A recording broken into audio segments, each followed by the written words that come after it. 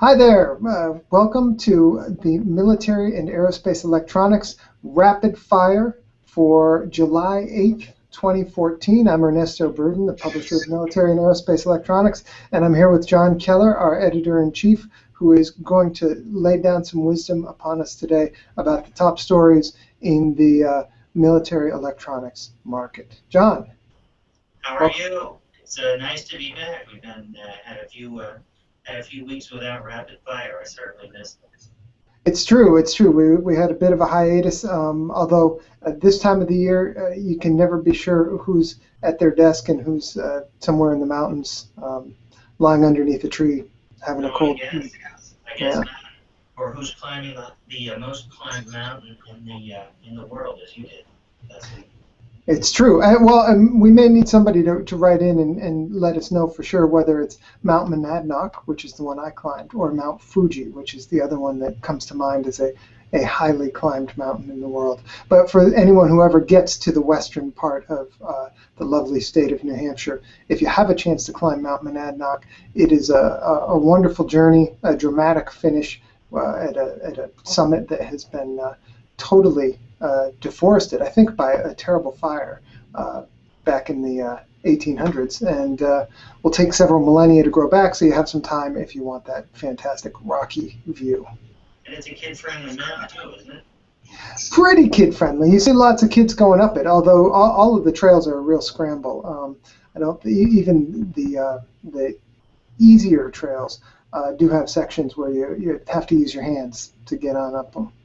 No, well, kids are good with their hands. They sure are, and they're lighter, so when they fall, it doesn't hurt as much. Sure, and it doesn't hurt you as much when you catch it. True. So today, number one story you have here: Army asks Lockheed Martin to push forward with developing counter-mortar and artillery missile. What does a counter-mortar artillery missile look like? Well, it's actually pretty small. Lockheed Martin, they got a requirement from the Army. This rocket, it's called the Extended Area Protection and Survivability, or EAPS. I guess I would pronounce that as EAPS, although it doesn't sound like a formidable name for a counter artillery rocket. But basically, what this thing does is it's able to track incoming rockets, shoulder-fired rockets, vehicle-fired rockets, or artillery rounds, or incoming mortar rounds, and all these things typically are traveling pretty fast.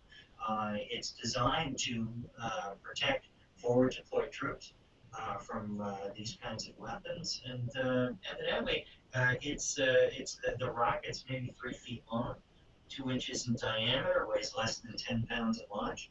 And one of the biggest things the Army's excited about is Lockheed Martin says that they can build this rocket for less than $16,000 per copy. So I guess that would be a relatively small price to pay if you can, keep hundreds of soldiers alive who ordinarily, might be either hurt or killed by these incoming weapons. It's amazing to me because the so-called kill chain there has to happen very, very quickly. You've got to have sensors, probably radar, those types of things that will detect an incoming round. We'll be able to track it, and we'll be able to deploy this rocket so it can actually hit to kill. It's kind of like hitting a bullet with a bullet, but I guess that's where we are today. Well, and all for the price of an economy car. I guess so. Price of an economy car. I guess if we start looking at the real dollars and cents, we have to start thinking about what is a mortar round cost, and what are these EAPS rockets costs, and I hope nobody would think about trying to overwhelm those defenses on a dollar per dollar basis. Hmm. It would get pretty ugly. I think the opportunity to save lives that you described is obviously the significant part of that financial equation. Well, I think so. And you're talking about a point defense weapon, where it's really a last ditch defense, where it's a choice of you either deploy this type of rocket or you have to absorb those incoming rounds, and it would involve a lot of casualties. So, Lockheed Martin is doing is pretty interesting. They've been developing this for a long time, about the last 5 years, but now we're progressing to the phase where Lockheed Martin is going to be doing some demonstrations in real world conditions where they're actually going to be asked under controlled test conditions, actually to hit some of these artillery and rocket mortar rounds. So it sounds to me like it's not all that far from actually being deployed. It'll depend on money, of course, but I think the technology is getting mature enough now where they can start thinking about deployment. Okay. The second story you have here is the Army seeks drastic reductions in the size and power consumption of embedded GPS modules. Now, these are getting pretty small in all areas of technology and consumer technology. What is the size that they're looking to reach here? Well, the size that they're looking to reach now, right now today, and when you think about the kind of GPS that's embedded in your smartphone, this sounds like it's very big. The standard embedded GPS module today, which is called the Small Serial Interface Ground-Based GPS Receiver Application Module. It's 3.4 by 2.45 by about half an inch thick. It sounds like it's fairly big, but for the military, they have a lot of requirements that you don't need for an embedded GPS in a smartphone. It's got to have security, it's got to have encryption, it's got to have tremendous resistance to shock and vibration. The types of capabilities where this can be relied on 100% in battlefield conditions. What really caught my eye about this program is what they want. Now, bear in mind, 3.4 by 2.45 by half an inch thick. What the Army wants now is something that's no larger than 1.5 by 1.5 by half an inch thick. So you're talking about a quarter the size of what the standard embedded GPS module is today. And if they can come up with something like this that's reliable and cost effective, we're talking about wearable computers and handheld devices on the battlefield. Well, this is really going to be a major enabler for many more of those types of things. You could potentially um, one potential application that comes to mind is you might have embedded GPS on a weapon site. That would tell you exactly where you are, and it might potentially help other shooters in the area to be able to acquire that target very quickly and help out with it. The possibilities are endless, and it's limited only by our imagination. Okay. Number three, Raytheon to provide 757 satellite-guided artillery shells in a $51.8 million Army contract. Well, what caught my eye there, in addition to the very nice amount of the contract, is this is called the Excalibur artillery shell. You shoot it out of a 155 millimeter howitzer, which is one of the biggest, if not the biggest, artillery pieces on the battlefield now. The interesting thing there is it has GPS guidance inside of it. It has controllable things, and so it can an artillery shell like this can hit a moving car. Um, Not only that, it's got very long range in typical conditions. It can shoot at targets, I think, within about 65 feet accuracy, 30 miles away.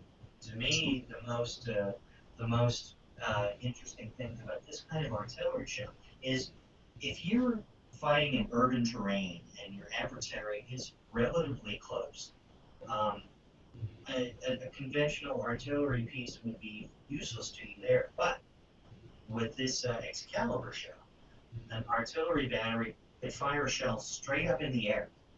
That artillery shell would be able to acquire the target and steer itself right down, right down to its target, even if it's just a couple of blocks away. So this is a tremendously uh, uh, useful and flexible weapon, and it opens up a lot more applications to the heavy artillery that was never there before. This is you describe it as a fire and forget smart munition. Um, what? How long has that been a category of munition? Well, it's a much sought after type of capability when we're talking about fire and forget. That means that once the artillery round leaves the gun barrel, you don't have to continue to guide it to its target. You can be concerned about what your next target is. You can be concerned about reloading the weapon. You don't have to guide it and watch it until it actually hits its target. Um, Years ago, we used to have a wire guided anti-tank missile called the tow missile.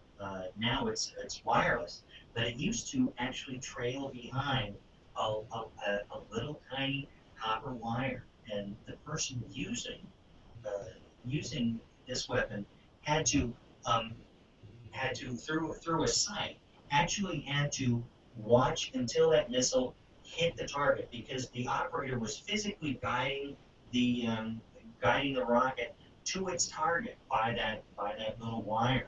The problem there is that operator couldn't move. He was vulnerable to enemy fire.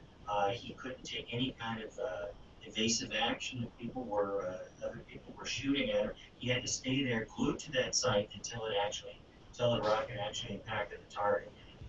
That was a problem, particularly if you're under fire. Um, a fire and forget type of munition like the Excalibur means you fire it and you don't have to worry about that. Yeah, well, and obviously the range possibilities are quite a bit different if you don't have to have somebody guiding it like that and connect it in that way. Oh yeah, and one of the astonishing enabling technologies for this is that each of these artillery shells has a little GPS receiver in it. Now think about the kind of um, crushing G-forces that an artillery shell is subject to as it's being fired out of a cannon. There are companies, and I think this one is provided by our friends at Interstate Electronics out there in Anaheim, California. But they have developed an artillery shell shaped board that they construct this GPS receiver on, and it can withstand the tremendous shock and vibration of being shot out of a cannon, literally, and be able to function, long enough for it to hit the target. So, that's really the crucial piece to this puzzle. All right. Well, thank you very much. That brings us to the end of this week's Rapid Fire with our three top stories. If you, the viewer, would like to read in depth on any one of those three stories, they're all on the site this week at militaryaerospace.com, along with actually a new feature that we have on the site, a photo of the day, a slideshow that John has created, and all of the other things that he's posted throughout the week. So we hope that you'll come and check it out, sign up for the newsletter, and we'll see you next time. Thanks, John. Okay, see ya. Thank you all. Bye-bye.